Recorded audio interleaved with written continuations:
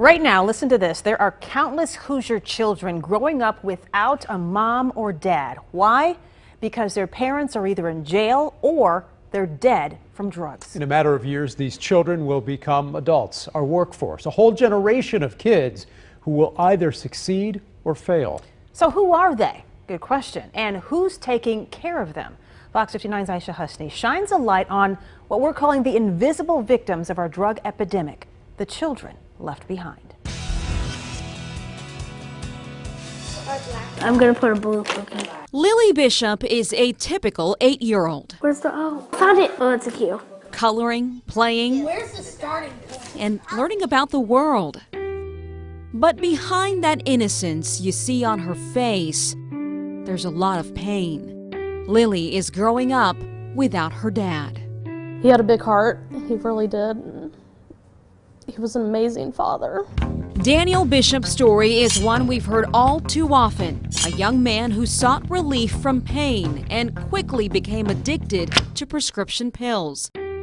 When Daniel overdosed, he left Lily behind. One of Indiana's many kids left behind by the drug epidemic. According to the latest Kids Count report from the Indiana Youth Institute, drug overdoses now kill more Hoosiers than car crashes and gun violence combined. And in 2017, 58% of the children removed from their homes by DCS were pulled out because their parents were abusing drugs or alcohol.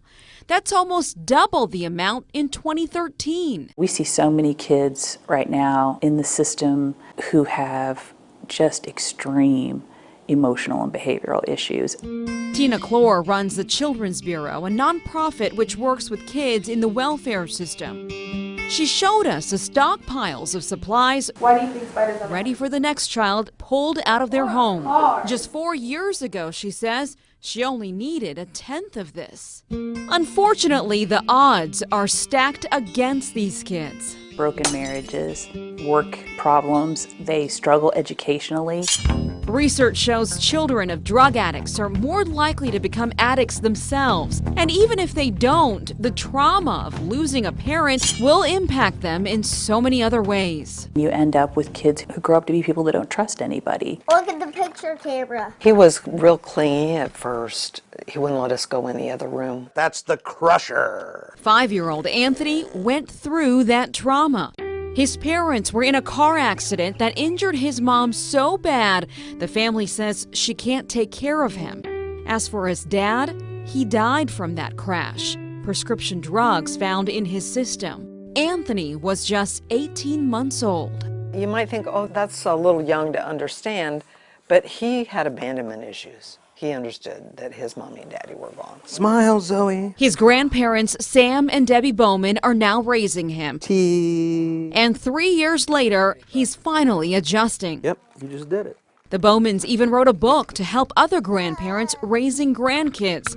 But they admit there were a lot of fears in the very beginning. Where are we going to get answers? Where are we going to get resources? Where are we going to get help? How do we know what to do? And these are the same fears so many families are feeling right now. Here, found it out for you. Finally.